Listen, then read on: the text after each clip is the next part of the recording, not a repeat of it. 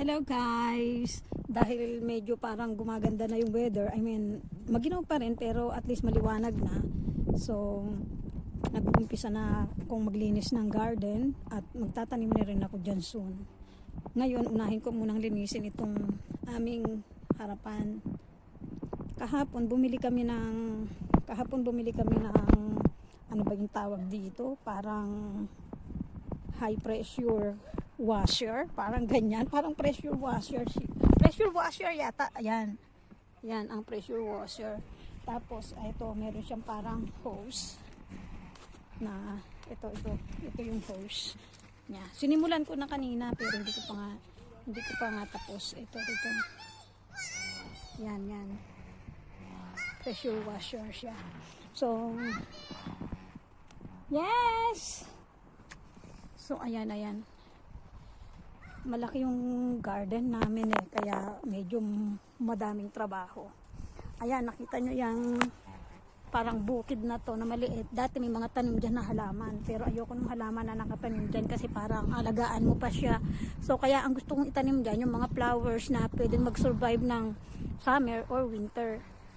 Tapos itong sa greenhouse namin, yon yung parang bahay na salamin. Ano yan, greenhouse ang tawag dyan, na meron yan mga grapes, marami pagka summer, kaya yan. Tapos ito naman yung isang parang ewan ko ano bang tawag dyan, basta yan, pwede dyan kami magtsatsaa o magkakain din, ganyan, pero medyo maginaw pa kasi ngayon. Tapos ito yung barbecue namin, hinahanda na rin namin, medyo naalis yung cover. So tapos itong puno na to, may apple tree pala kami nandoon. Pag summer makikita nyo mga bunga niyan. Tapos ito namang mga dry na to, pagka summer meron yan ang tawag dito, raspberry. So yan, meron din kami, ayan, pangalis ng damo. Ito yung machine, marami kami ditong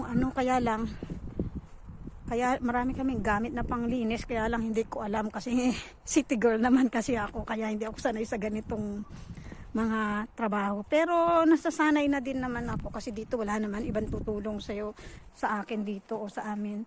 So ito naman, maraming roses ito pag start na ng spring. So ayan guys, ang lilinisin ko, tingnan nyo, medyo mahaba, tapos yung palikod pa, pati itong harap. Ayan, lahat yan lilinisin ko using nung high pressure washer na yon. Tapos pakikita ko rin sa inyo yung result.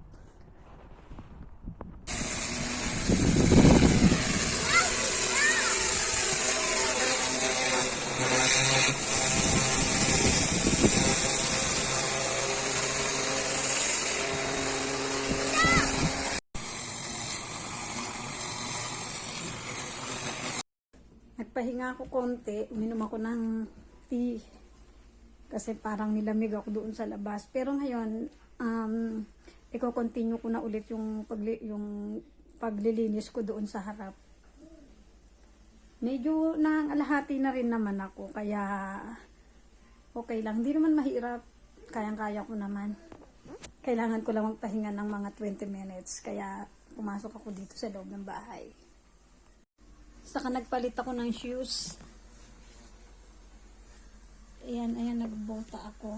Kasi yung suot ko kanina, nakalimutan ko. Home shoes ko yon, home boots ko yon. Kung nagmamadali ako, hindi ko napansin na yun pala ang suot ko sa paglilinis. Matatalsik-talsikan nung dumi. Kaya nagpalit ako ng bota. Ayan, nagpalit ako. So ngayon, lalabas na ako ulit ng bahay para i-continue yung paglilinis doon.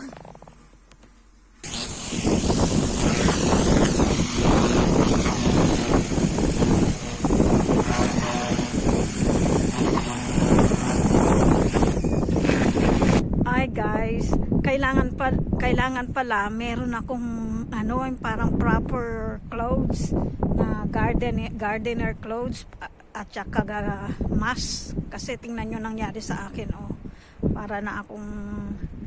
para akong naglublob sa putik. Pero tingnan nyo guys, yan medyo maputi na siya, hindi katulad nung dati.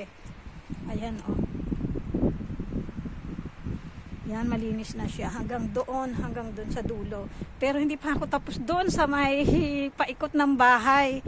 Paikot pa yung lilinisin ko.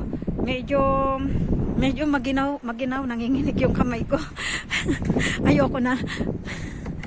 At saka pagka pinagpatuloy ko yung paglilinis, sisiguraduhin kung meron akong proper clothes. Kasi tingnan nyo yung damit ko pati yung bota ko. Super dumi. Itong bota naman na to, yung bota na suot ko, hindi naman ito pang garden o pang putik o pang ulan. Parang normal boots. Wala pa kasi akong bota na pang ulan. Ewan ko ba kung bakit nalilimutan kong bumili. Anyway, nakikinig ang kamay ko. Maliligo muna ako. Okay, bye guys. Sana may natutunan kayo kung paano maglinis ng garden dito. Talagang sariling sikap dahil walang ibang tutulong. Walang ibang tutulong. Wala akong pamilya rito sa Denmark. At saka wala akong kaibigan na makakatulong dahil lahat ng mga Pilipina rito busy rin naman sa kakatrabaho o kaya gaalaga ng anak nila. Hindi katulad sa Spain or sa ibang lugar na meron kang mababayaran ng mga Pilipino na pwedeng tumulong sa'yo. Dito hindi madaling maghanap ng ganon. Kaya kanya-kanyang sikap. Hindi talaga ako marunong mag-garden pero napipilitan lang ako dahil wala talagang magtatrabaho dito sa bahay. At saka isa pa, may time naman ako ngayon. Hindi pa naman kasi ako nagtatrabaho. So, nag-gym lang ako, nag-aaral ng Danish language. Tapos, may mga time na nandito lang ako sa bahay. Kaya, ako lahat ang nagtatrabaho. Ay, naku guys. Maligo muna ako. At sana may natutunan kayo. Bye!